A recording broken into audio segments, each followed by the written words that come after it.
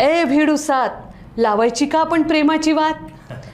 Hunter 6 थोबडा बघितला का आरशात मला पहा आणि फुलं वाहा. ए ढेर पोट्या 2 चलतो काय खाऊ आईस्क्रीम कोण. मी 8 लावायची का आपण प्रेमाची लगीन गाठ. ए छत्रीच्या दांड्या बघितल्या का रे तुझ्या मांड्या राहिल्या फक्त कांड्याच कांड्या. या देवी सर्वभूतेषु शक्ति रूपेण संस्थिता.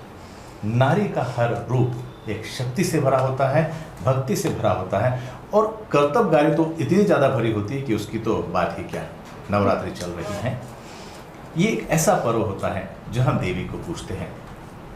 हमारी भारतीय परंपरा हमें सिखाती है कि हमने नारी रूप को भी पूजना चाहिए.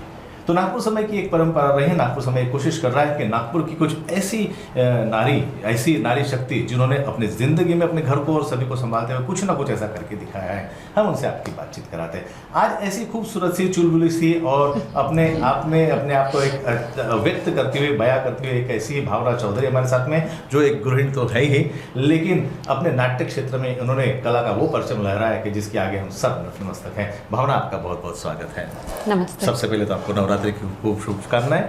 और हम चाहेंगे कि हमारे दर्शकों को आपकी अब तक की थोड़ी सी जर्नी जो है उसे थोड़ा सा साझा करें. 2016 से ये जर्नी स्टार्ट हुई जी. मेरे हस्बैंड का इसमें बहुत बड़ा हाथ है जी. क्योंकि उनको ना नाटक वगैरह देखने की बहुत इच्छा रहती थी. शौक है. उनको पता था. मैं तो एकदम मतलब गांव से आई थी, तो मुझे कुछ भी पता नहीं था कि नागपुर में ये सारी चीज़ें होती है या फिर लाइव ऐसे शोज़ दिखने को मिलते हैं. तो जब उनके साथ शादी हुई उसके बाद उनकी जो ड्रामा देखने का जो शौक था, हाँ, तो वहाँ पे मैं उनके साथ जाती थी. नाटक देखने के लिए मैं उनके साथ जाती थी. तो एक बार ऐसे ही मैंने उनको कहा कि मुझे भी लगता है कि मुझे भी किसी ने ऑटोग्राफ मांगना चाहिए. तो मैंने ऐसे जस्ट उनको ये इच्छा बोली. हाँ. और उसके 4-5 दिन बाद मेरे तरफ वो अपॉर्चुनिटी भी आई. अच्छा. मेरे एक फ्रेंड के थ्रू. उसने कहा तुमको अगर नाटक में काम करना है तो मेरे ना पहचान के एक सर है, तो वहाँ पे तुम आओ.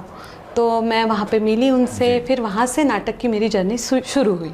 भावना, जब हम 2016 की आपने बात कही, तो 2016 तक तो आप गृहिणी थी. यस. अब गृहिणी होने के नाते जब आप नाटकों में गई तो ये जो अभिनय की हम बात करते हैं, तो अभिनय कहते हैं कि ये सिखाया नहीं जा सकता पूरी तरह से. जी. एक है कि हम उसको सीख के उसको पॉलिश जरूर कर सकते हैं, लेकिन वो खून में आना चाहिए, वो भाव अपने मन में होना चाहिए. जी.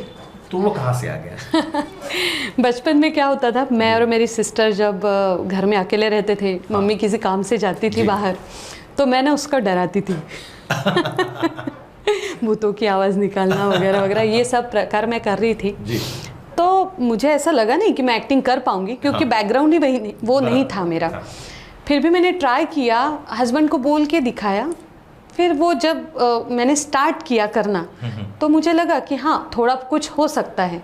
लेकिन जैसे जैसे टाइम बीतता चला गया वैसे वैसे इम्प्रूव होते गया सब कुछ. हम जब कहते हैं प्रैक्टिस मेक्स मैन परफेक्ट, तो जब हम उस भाव में चले जाते हैं तो अनायास ही हम उसको, और लगन होनी चाहिए. और जब हम उस चीज़ पर प्यार करते हैं या हम उसको अडॉप्ट करते हैं तो उसमें हमारा रिजल्ट और भी अच्छा. हमने भी आपकी कलाकृतियाँ देखी हैं और मैं दर्शकों को बताना चाहूँगा कि मैं भी ऐसा सौभाग्यवान इंसान हूँ जिसने भावना के साथ में एक सीरियल में काम भी किया हुआ है.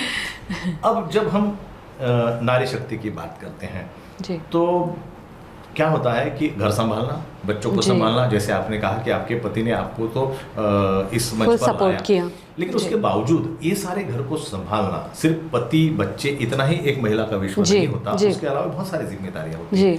ये निभाते हुए अपने इस कला को निभाना, ये कितना कठिन था या कितना आसान था? बहुत कठिन होता है सर ये सब बातें. जब हस्बैंड का सपोर्ट रहता है तो वाइफ कर सकती है. जी बिल्कुल, एक बड़ी हिम्मत आ जाती है. हाँ, बड़ी हिम्मत रहती है. और जब कैसा ना, जब मतलब हस्बैंड हमारे साथ रहते हैं तो घर के लोगों का ट्रस्ट भी अपने ऊपर रहता है कि जी हस्बैंड इसके साथ में है.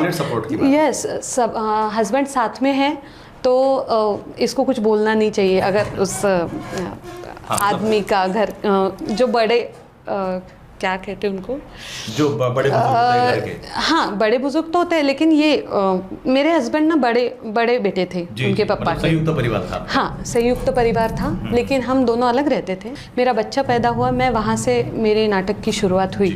तो जब उसको ये भी करना था, डिलीवर होने के बाद, डिलीवर होने के बाद मैंने उनको कहा था कि दिन भर मैं संभालूंगी, लेकिन शाम का वक्त मेरे लिए आपको रखना पड़ेगा, 2-3 घंटे मेरे लिए रखने पड़ेंगे, क्योंकि प्रैक्टिस के लिए। यस, क्योंकि शाम को ज़्यादातर प्रैक्टिसेस होती है, किसी का जॉब रहता है तो वगैरह, तो इसीलिए शाम को प्रैक्टिस रहती थी। और उनको कहा मैंने कि शाम का टाइम आप फ्री रखना मेरे लिए, और उन्होंने रखा, क्योंकि उनको पता है कि नाटक वगैरह क्या होता है, उनकी भी रुचि है उसमें, इसीलिए। अब जब हम बात करते हैं कि आज के आधुनिक युग की, जी, आपने नाटकों में तो काम कर ही लिया, आपने सीरियल्स में भी काम किया जी, और कुछ फिल्मों का भी आपको ऑफर है या नहीं, वो तो आप बताएंगे। हाँ, हाँ। तो किस मंच पर आपको अभिनय करने में ज़्यादा आनंद आता है, नाटक में, सीरियल में, या फिल्मों में काम करने में? ऑब्वियसली नाटक में, स्टेज पर परफॉर्म करते हुए मुझे बहुत ज़्यादा पसंद है स्टेज पे काम करना। इसके पीछे का कारण ऐसा है कि मतलब प्रैक्टिस तो चलती है 1-1, 2-2 महीना, और ये कैसा कंपटीशन के लिए हम तैयारी जो करते हैं और सामने बैठ के कोई हमें जज करता है और उसके बाद जो प्राइजेस मिलते हैं उसका आनंद ही कुछ और है। प्राइज मिलते हैं, जो तालियां की गूंज हम अपने आंखों से सुनते हैं, वो एक अलग ही नशा होता है, उसका मजा ही कुछ और है। हाँ ना, एक ऐसी पीढ़ी जो है सामने आ रही है, उसमें बच्चियां हैं, कुछ औरतें हैं जो आपको देख रही हैं, जिनके मन में भी ऐसे अरमान होंगे कि हाँ, मैंने भी कुछ अभिनय के क्षेत्र में, गायन के क्षेत्र में, डांस के क्षेत्र में कुछ करना चाहिए, लेकिन उनको वो आवाज़ उनकी दबाई जाती है या उनको वो प्रोत्साहन नहीं मिलता जैसा आपको मिला। उसके लिए आप उन्हें क्या कहना चाहेंगे? कैसे आप उनको कहेंगे कि उन्होंने भी अपने अंदर के नारी शक्ति को समझना है और आगे आना है? देखिए, उन्होंने तो पहले अपने अंदर की जो कला है वो पहचाननी चाहिए। उसको गाना अगर अच्छे से आता है तो उसने गाने की तरफ ही बढ़ना चाहिए, ना कि एक्टिंग की तरफ। कुछ लेडीज़ ऐसी होती है जिनको एक्टिंग नहीं आती, फिर भी उनको एक्टिंग करनी होती है। हाँ। तो इसकी वजह से वो पीछे पड़ जाती, हाँ, पीछे रह जाती है। तो पीछे रहने के बाद में फिर घर वालों को भी लगता है, घर वालों को भी इसमें कुछ दोष नहीं है, घर वालों को लगता है कि यार ये इसमें कर ही नहीं रही है तो आगे क्यों जाए या फिर टाइम वेस्ट क्यों करे। तो उसको पहले उसे उसकी कला को पहले समझना चाहिए कि उसको क्या आता है, सबसे पहले तो ये इम्पॉर्टेंट है। और अगर करने की बात है तो अगर खुद में हिम्मत हो और खुद में वो इच्छा शक्ति हो, खुद पे कॉन्फिडेंस हो, तो हर लेडी वो बात कर सकती है। अभी नवरात्रि चल रहा है जी, नवरात्रि में मैं आपको कहूँ कि नवदुर्गा के रूप हैं, 9 रस हैं, तो अभिनय के भी रस होते हैं जी। तो उन रसों में से आपको कौन सा रस ज़्यादा प्रिय है? कौन से रस में आपको अभिनय करने में ज़्यादा आनंद आता है? करुण रस। करुण रस में मतलब रोना ज़्यादा अच्छा लगता है। कोई ऐसा डायलॉग है आपके नाटक का जो करुण रस से भरा हुआ हो, आपको याद है, जो आप यहाँ पर अभिनीत करके दिखा सके हम? ए भिडू सात लावायची का आपण प्रेमाची वाट, ए फंटर सहा थोबडा बघितला का आरशात, मला पहा आणि फुलं बहा, ए ढेर पोट्या 2 चलतो काय खाऊ आईस्क्रीम कोण, मी 8 लावायची का आपण प्रेमाची लगीन गाठ, ए छत्रीच्या दांड्या बघितला का रे तुझ्या मांड्या, राहिल्या फक्त कांड्याच कांड्या, चल बघ यहाँ से नाहीतर देईल 2 दांड्या, मी 10 करायचं का ओमफट स्वाहा, ए दैल्या करू नकोस जास्त वटवट, लावू नकोस माझ्या मागे लग्नाची कटकट, अशी एक लाफा मारेल ना की बदलेल तुझी करवट आणि होशील तू चितपट, राहशील मग फक्त एकचीच दांडी आणि मग नाच घेऊन त्यालाच टक टक टक टक टक टक।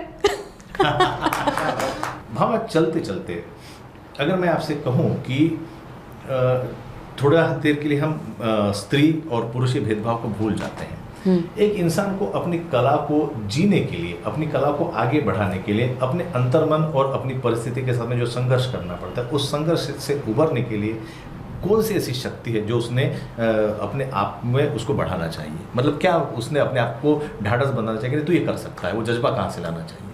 वो तो खुद में। मैं इसलिए पूछ रहा हूँ क्योंकि कई बार हम जिंदगी में निराश हो जाते हैं, वो निराश ना हो इसलिए मैं आपसे सवाल पूछ रहा हूँ। जब हम निराश होते हैं तो एक तो खुद पे भरोसा होना चाहिए, या फिर ऐसे फ्रेंड्स भी होने चाहिए कि जो हमें मोटिवेट करे वो करने के लिए। रियल फ्रेंड्स का होना भी बहुत ज़रूरी है लाइफ में, क्योंकि वही उभारते हैं।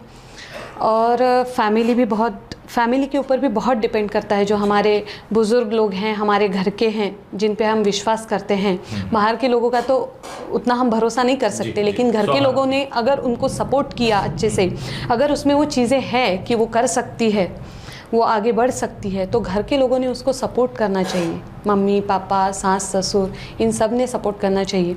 मैं अभी जिस भी लेवल में हूँ अभी, उसमें मेरे सास ससुर, मेरे मम्मी पापा का भी उतना ही हाथ है, और उससे भी ज़्यादा हाथ मेरे हस्बैंड का है, जिन्होंने मुझे इतना सपोर्ट दिया कि मैं यहाँ पे खड़ी हूँ। उनके सपोर्ट के सिवा कुछ भी नहीं हो सकता, क्योंकि 2 बच्चे होने के बाद में भी, और वो भी छोटे छोटे हैं, तो उनको संभालना, फिर शाम का समय मेरे लिए खाली रखना, और फिर शाम को वो सारी चीज़ें करते हैं जो मैं दिन भर में करती हूँ। तो वो बहुत बड़ा सपोर्ट है घर के लोगों का।